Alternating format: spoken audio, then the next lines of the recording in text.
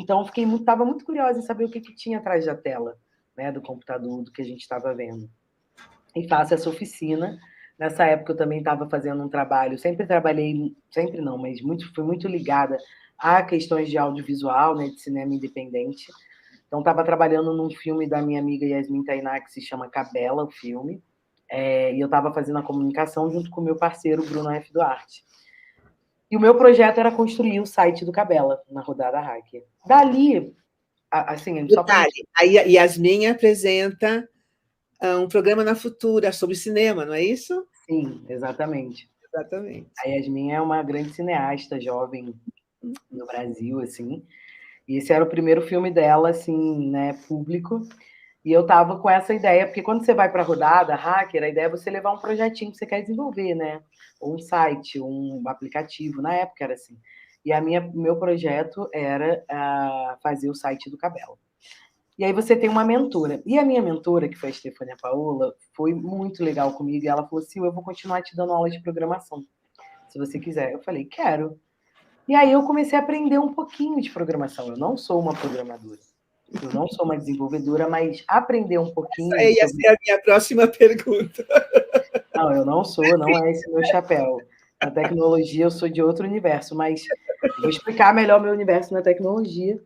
Mas essa rodada, eu gosto de destacar ela na minha trajetória, porque eu não sabia, mas isso foi um divisor de águas na minha vida, porque foi a partir daquela experimentação, né, daquela possibilidade de fazer um site, que parece uma coisa muito simples, né, e talvez até seja, aquilo mudou totalmente a minha vida e a minha visão para esse universo, né, tecnológico digital, sobretudo.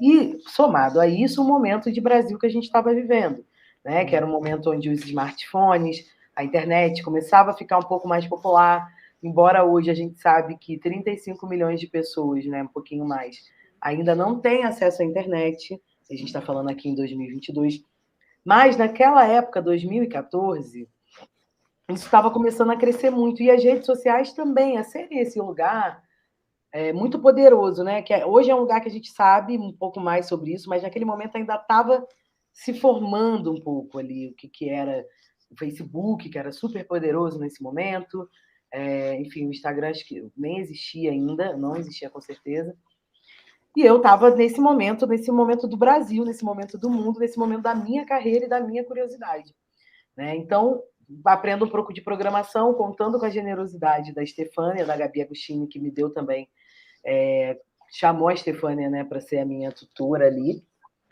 E, cara, desde então, aí eu fui entendendo como que tecnologia era um lugar muito poderoso, quanto que tecnologia ia ser algo que ia pautar, assim, o futuro, que a gente chegaria em 2022 e que isso aqui seria uma realidade, como foi nos últimos 2 anos, da gente conseguir fazer todo o nosso trabalho praticamente de forma remota, ou readaptar o que a gente já fazia. E aí eu fui, né, tipo, beleza, aí vivi essa história com a rodada, e no ano seguinte a Gabi falou, vem trabalhar no Olab. E eu já estava muito afim de fazer alguma coisa diferente, estava 5 anos no mesmo trabalho, né? E aí aceito o convite da Gabi e chego no Olab para fazer meio que comunicação, relações públicas, e aí explicando rapidamente o que é o Olab. Bom, não tem uma tradução, um significado em si do nome Olab, mas tem muita... O Olab vem dessa ideia de lab também, de laboratório de experimentação, e a gente é uma organização social, né, uma ONG, com foco em trabalhar pela democratização das tecnologias, acreditando que quando a gente diversifica os protagonistas, né, sobre esses assuntos, como não só na produção da tecnologia, mas com um pensamento crítico, olhando para isso, pesquisando, isso é a possibilidade de a gente construir com a tecnologia um mundo mais justo. Já que a única certeza que a gente tem, aliás, acho que a gente tem 2 certezas sobre o futuro. A primeira é a incerteza, né? E a segunda é que a tecnologia ela vai ser cada vez mais presente na nossa vida. Então, já hoje, é uma coisa doida. Já é, exato. Então, eu entro no Olab em 2015, meio que sem entender muito sobre essa pauta, muito curiosa, achando também que a tecnologia, se hoje ela ainda é, mas há 7 anos atrás, era ainda mais um lugar elitista, branco e de homens, né? e começa a perceber isso. Eu venho de uma formação de base mesmo de direitos humanos raiz, assim, né? Então, eu venho de ONG de favela, assim, então tinha muito uma coisa de direito, tem ainda em mim, porque eu trabalho com tecnologia e inovação, mas, para mim, eu trabalho com direitos humanos, né? Porque é sobre isso, no final do dia, que a gente está falando, sobre direitos sociais, sobre direitos humanos. Então, vou trabalhar no OLAB, que era essa organização que, na época, tinha muito um foco de trabalhar dentro desse mote da cultura maker, do faça você mesmo.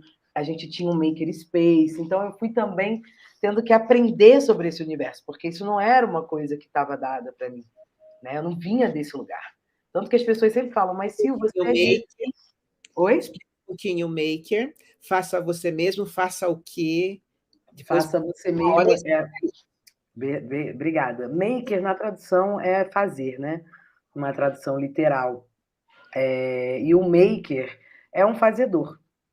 Isso é um conceito que eles usam muito no hemisfério norte sobre pessoas que fazem coisas, que criam coisas, usando auxílio de tecnologias, dessas máquinas de tecnologias digitais, de fabricação digital, como impressora 3D, cortadora laser, eletrônica aberta, enfim, esses aparatos, né? Essa ideia de makerspace é um espaço de fazer, tirar ideias do papel, né? Projetos do papel, pegar projetos abertos na internet, replicar eles, melhorar, enfim. O Olab vinha desse lugar por acreditar que o brasileiro é um fazedor por excelência, né? Só que a gente não se chama, não está nas bibliografias da cultura maker do hemisfério norte, né? A gente acha que isso tem muito a ver mais com um jeitinho brasileiro do que com, de fato, uma inovação, né? Ou uma criação. Eu sempre achei que tecnologia e inovação, desculpa, gente, deveria servir para resolver problemas reais também, né? E não criar novos problemas também para a gente.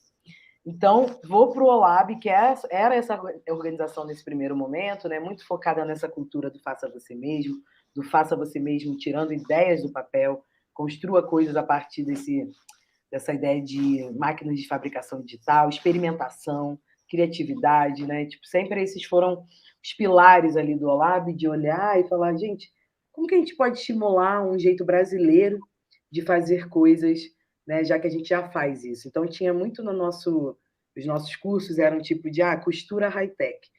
Era um curso que misturava impressão 3D, eletrônica, mas também costura, bordado, né? O que a gente gosta de pensar, e sempre gostou muito, é um pouco de...